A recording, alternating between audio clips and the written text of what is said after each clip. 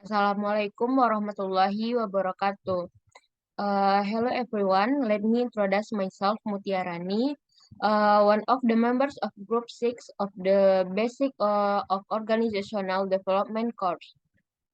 This time, I will explain the material about agent of change.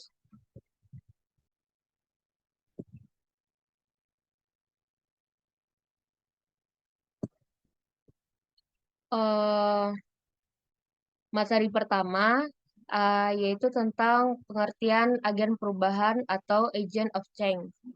Agen perubahan adalah orang-orang yang membawa gagasan baru dan pendapat atau solusi yang membantu anggota organisasi untuk menyelesaikan masalah yang dihadapi oleh organisasi, sehingga organisasi dapat berubah menjadi efisien, efektif, dan sehat. Agen perubahan merupakan seorang individu atau sebuah tim yang bekerja sama untuk mempengaruhi masyarakat atau klien lainnya, baik secara internal maupun eksternal, untuk melakukan suatu perubahan sesuai dengan yang diharapkan. Agen perubahan atau agent of change memimpin masyarakat dalam mengubah sistem sosial. Dalam melaksanakannya, agen perubahan langsung tersangkut dalam tekanan-tekanan untuk mengadakan perubahan. Ada beberapa menurut para ahli yang mendefinisikan tentang agen perubahan. Yang pertama menurut Havelock tahun 1973 menyebutkan bahwa agen perubahan adalah orang yang membantu terlaksananya perubahan sosial atau suatu inovasi yang berencana. Yang kedua menurut Sujono Sukanto yang menyatakan bahwa pihak-pihak yang menghendaki perubahan dinamakan sebagai agent of change, yaitu seseorang atau sekelompok orang yang mendapat kepercayaan sebagai pemimpin satu atau lebih dalam lembaga-lembaga kemasyarakatan. Yang selanjutnya yaitu menurut Roger uh,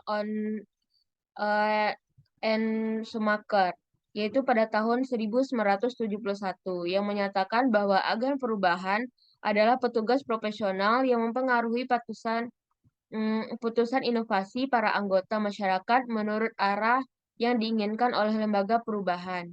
Jadi, semua yang bekerja untuk mempelopori, merencanakan, dan melaksanakan perubahan sosial adalah termasuk agen-agen perubahan. Selanjutnya yaitu materi mengenai fungsi agen perubahan. Ada 4 fungsi agen perubahan. Yang pertama ada catalyst, solution giver, process helper, dan resources linker. Yang pertama yaitu catalyst atau penghubung.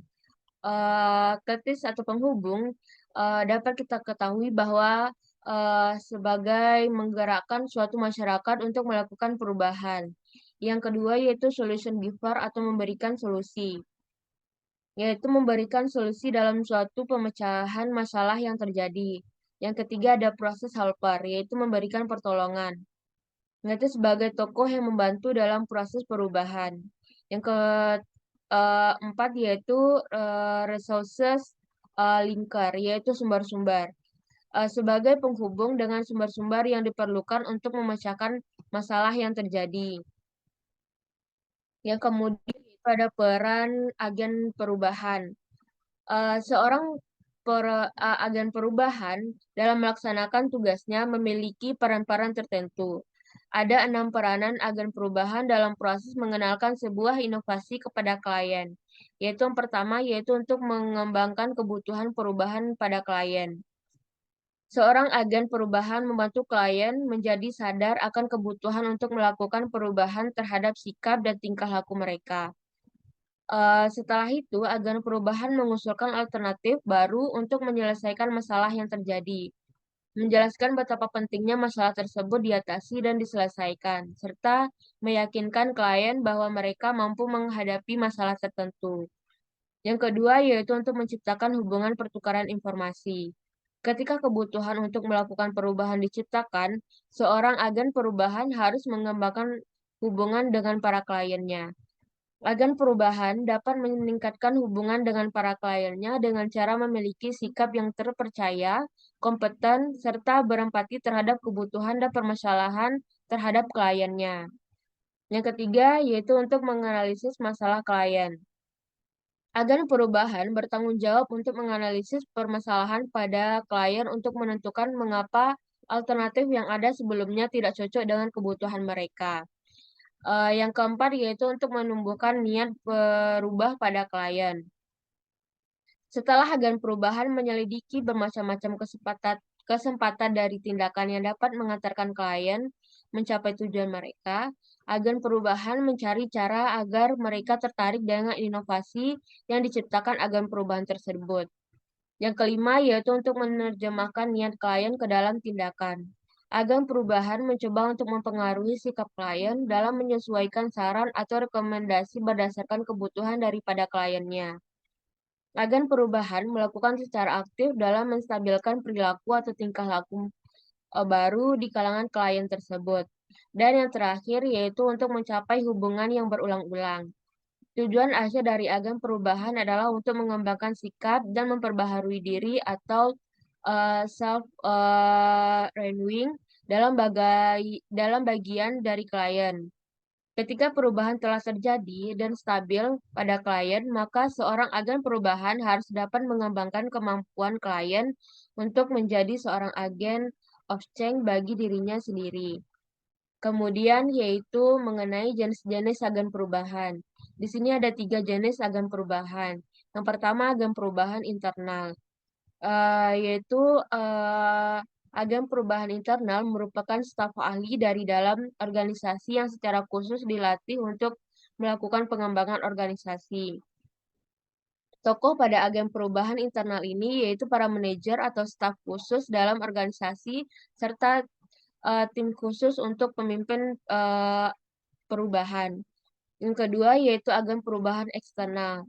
Agen perubahan eksternal adalah individu dari luar organisasi yang ditugaskan untuk memberikan usulan mengenai perubahan.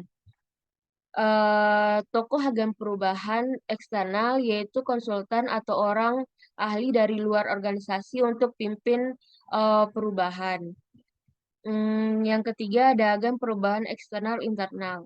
Agen perubahan eksternal internal yaitu merupakan upaya memadukan orang-orang dari dalam organisasi dan dari luar organisasi dengan mengambil kelebihan dan kelemahan dari agen perubahan internal dan eksternal. Ada kelebihan dan kekurangan pada agen perubahan ini. Yang pertama yaitu agen perubahan internal.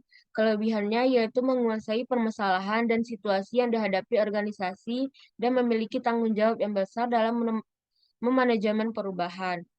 Sedangkan kekurangan dari agen perubahan internal ini yaitu kurang objektif dalam melihat permasalahan, subjektivitasnya yang tinggi, dan inisiatifnya kurang.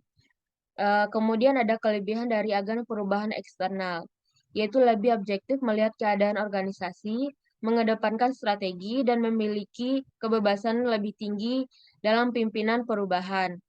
Sedangkan kekurangannya pada agen perubahan eksternal ini yaitu kurangnya dalam menguasai permasalahan secara detail.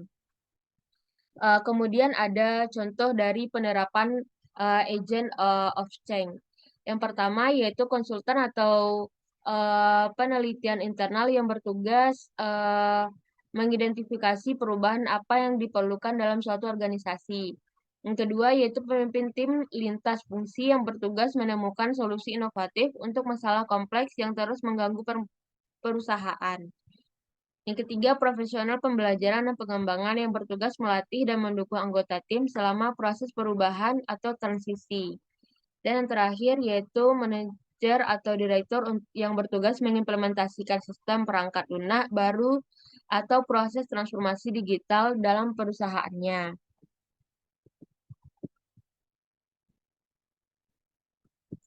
Okay, thanks. All the material I can explain. I hope the material I explain is useful for all of us. Thank you.